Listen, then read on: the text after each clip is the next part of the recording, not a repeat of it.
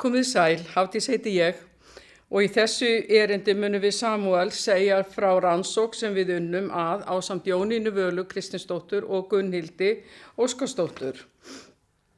Samsetning nemendahópa á öllum skólastigum á Íslandi hefur tekið örum breytingum síðustu ár, eða síðustu 2 áratugi má segja, og því var tilgangur okkar að skoða hvernig við hér á menntavísindasviði undirbúum kennaranema til að kenna í þessu breytta landslagi.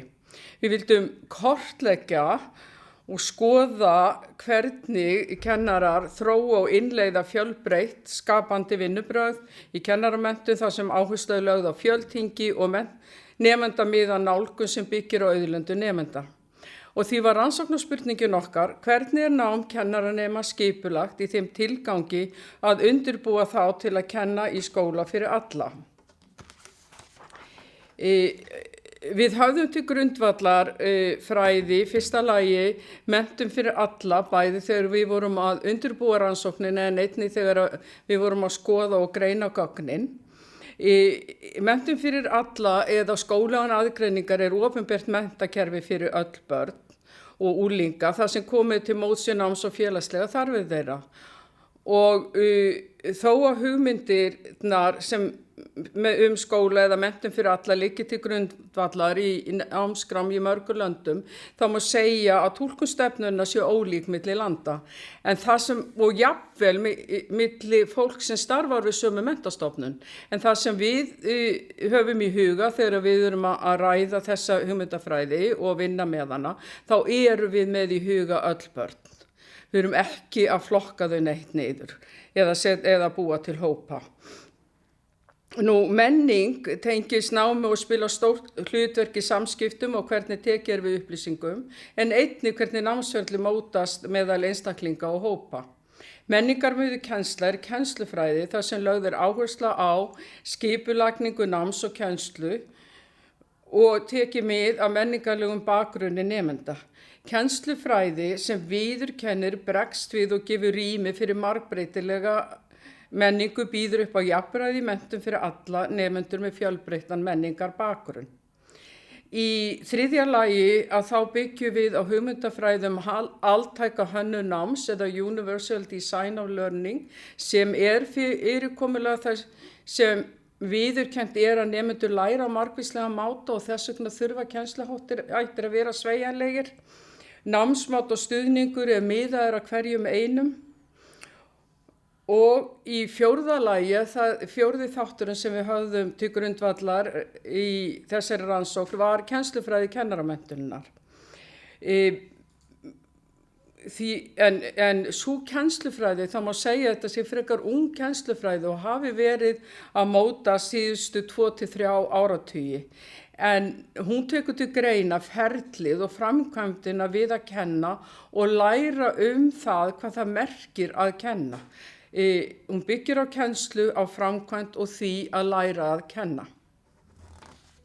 Þessi rannsókn er eiginlega þátttökurannsókn og það má eiginlega segja að ástæðan fyrir því að við kallum þetta þátttökurannsókn er að við sem að gerum rannsóknina, við sem söfnum gögnunum og vinnum úr því, við erum öll starfsmenn hér við menntavísindasvið og þáttakendur koma allir af menntavísindasviði. Það eru 25 kennara sem hafa tekið þátt í rýnihópum með okkur, þar sem að markmiðið var að ræða saman í 30 mínútur, en það verður að segjast eins og að bæði við sem erum að gera þessa rannsókn og ég held líka allir þáttakendur. Við höfum haft svo gaman að þessum samræðum að yfirleitt hefur þetta lengst upp í 45 mínútur og jafnvel klukkutíma. Öll viðtöl voru bæði hljóð og afrituð og að lokum þemagreind og það er það sem að við ætlum að gera hér í dag er að ræða niðurstöðurnar og við ætlum að taka fyrir nokkur þemu sem að hafa verið að birtast og verið mjög áberandi í gögnunum okkar. En ég vil samt taka það fram að við erum enn að vinna úr þessum gögnum. Við erum með svo mikið að það tekur töluverðan tíma og tíminn í dag gefur ekki tækifæri nema til þess að ræða bara fá ein af þessum þemum. Í fyrsta lagi það fræðilegu rammi kennslunar, talaðum það, kennslu fræði kennaramenntunar, vinnubrögð og að lokum fagmennsku. Í fyrsta lagi þá skoðum við þann fræðilega bakgrunn eða ramma sem kennararnir byggja kennsluna sína á. Og hér eru dæmi það sem að þátttakendur lögðu til málana. Eitt sagði: við kennararnir komum frá mismunandi náms- eða fræðigreinum. Fræðilegu bakgrunnur félagsmenningarlegar hugmyndur læsi, menntun fyrir alla og nýsköpunarmennt. Og annar sagði: nýsköpunar og frumkvöðlamennt tengist hugmyndafræði skóla og aðgreiningar.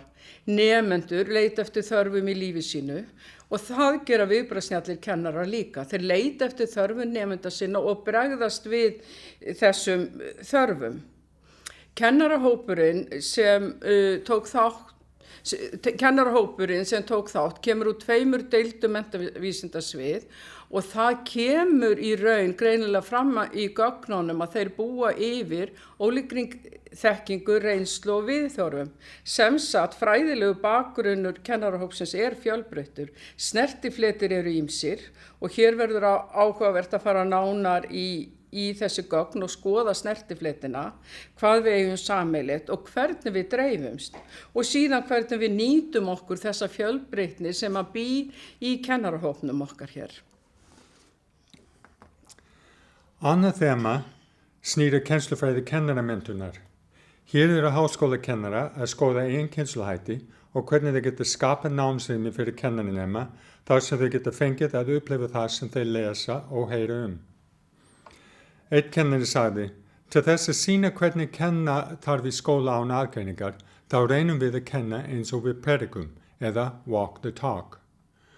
Það var töluvert rætt leysagnamat eða leysagnanám sem kennsluhætti í gögnunum og segir einn kennari: leysagnamat hefur breytt viðhorf mínu til kennslunar. Meðvitað eða ómeðvitað held ég að ég sendi skilaboð til nemenda minna að námsmat þarf að vera hluti af námsferlinu. Hér annað dæmi hvernig leysagnamat verður kennsluaðferð. Kennarinn segir: aðaláherslan einmitt á fjölbreytta námsmatsaðferðir og að þær samsvari sig eins mikið og hægt því sem verið að kenna í tímunum og í verkefnum. Og við tölum assessment for learning. Það leysagnamat. Og aðalmarkmið með að meta nemendur að þau fá upplýsingar hvað þau geta gert til að bæta sig, hver eru styrkleika og veikleika þeirra og svo framvegis, og gera þeim þá betur kleift að taka ábyrgð á eigin námi.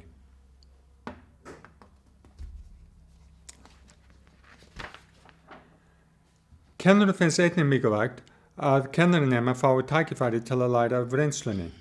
Hér segir kennarinn: allt það sem beinist að því að fá nemendur til að auka skilning á hvernig á að nálgast fjölbreyttum nemendahópum, mér finnst það hlýtur að vera markmið hjá okkur líka.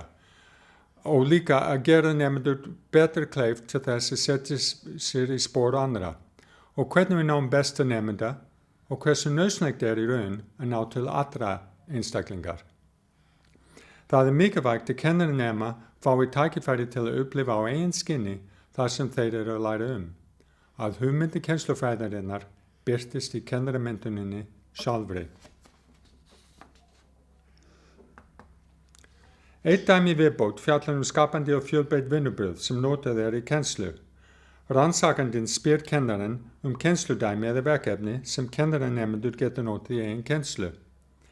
Og kennarinn segir: við gerum það í tíma, til dæmis. Við gefum kennaranemum tækifæri til að gera eigin identity text og sýna svo hinnum. Og það ofsalega spennandi að sjá hvernig þeir gera það. Það mikið sköpun sem á sér stað og maður sér líka hvað það fer svolítið djúpt.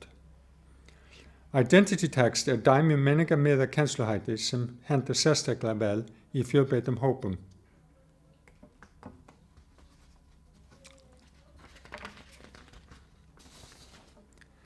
Annað þema fjallar hvernig ígrundun í námi mikilvægur þáttur í að þróa fagmennsku.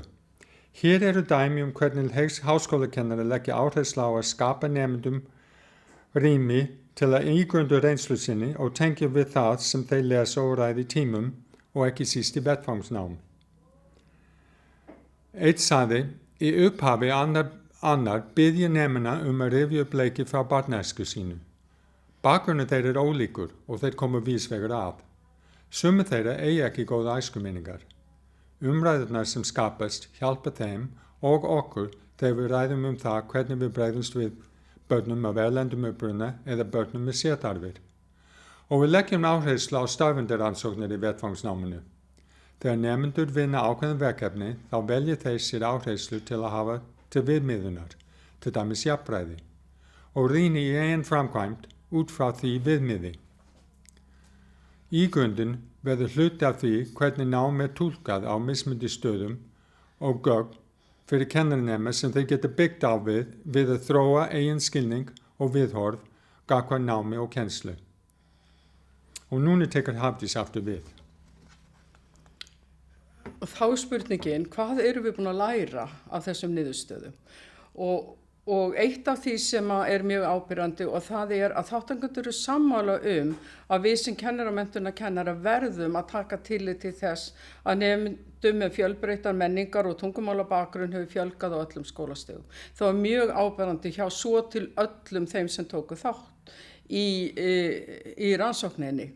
Það var minna rætt nemendur sem eiga í einhverjum erfiðleikum, námserfiðleikum eða hegðunarerfiðleikum eða félagslegum erfiðleikum. Það var minna rætt þá hópa. En þá voru þáttakendur sem komu með dæmi hvernig þeir bregðast við þeim nemendahópi, til dæmis þeim sem eru í námi hjá okkur og lenda stundum í vandræðum eins og bara að skrifa ritgerðir. Þó nokkrir af kennarónum í þessum hópi hafa fjölmenningarlega menntun og kennslu annars máls í huga í kennslu sinni, en oftast eru það þó kennarar sem kenna tungumál eða hafa sterka sýn á þessi málefni og eru í raun búin að vera að velta þessu fyrir sér árum saman og maður fann alveg að það munur á kennurum við þessa stofnun hvar þeir eru staddir í þessu ferli. Víða beitt skapandi vinnubrögðum og upplýsingatækni notuð í þeim tilgangi að vera með fjölbreytta kennsluhætti, en þátttakendur voru tilbúnir til þess að ræða þessi mál. Flestir ræddu að við þyrftum að taka betur á þeim, skoða mögulega nálganir og margir kölluðu eftir frekari umræðu.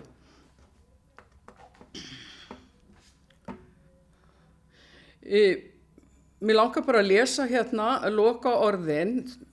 Til þess að menntun fyrir alla í almennu skólastarfi nái fram að ganga þarf að huga að því hvernig hægt að skipuleggja nám og kennslu fyrir alla, en ekki síður hvernig hægt að undirbúa kennara og kennaranema til að kenna í þessu breytta landslagi.